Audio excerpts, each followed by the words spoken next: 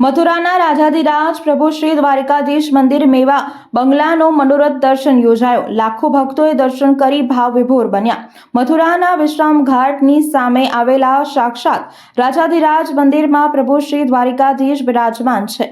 ત્યારે તૃતીય પીઠાધીશ્વર કાકરોલી નરેશ પૂજ્યપાદ ગોસ્વામી 108 ડોક્ટર વાગીશકુમારજી મહારાજ શ્રીના સાનિધ્યમાં નવા વર્ષના મંગલ પ્રારંભમાં પ્રભુના સુખાર્થે મેવાનો બંગલામાં પ્રભુને બિરાજમાન કરીને દિવ્ય અલૌકિક ભવ્ય દર્શન યોજાયા। જેમાં પરમ પૂજ્ય ડોક્ટર વાગીશકુમારજી મહારાજ શ્રીના કરકમલો દ્વારા દ્વારિકાધીશ પ્રભુની આરતી ઉતારવામાં આવી।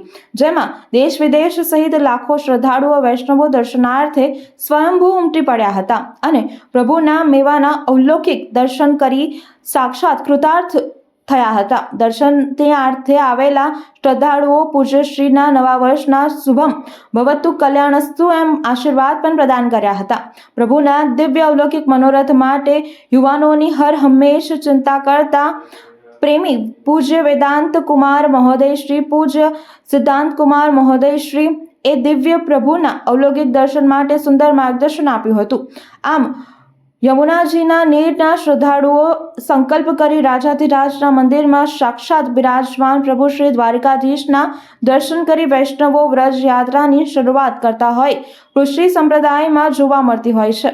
ગમે તેમ રાજાધિરાજ મંદિર પ્રભુ શ્રી દ્વારિકાધીશ મંદિર કે દર્શન કે बिना व्रज यात्रा अधूरी एम वैष्णवो व्रज यात्रा शुरू करता पहला राजाधिराजना दर्शन अवश्य करता હોય છે।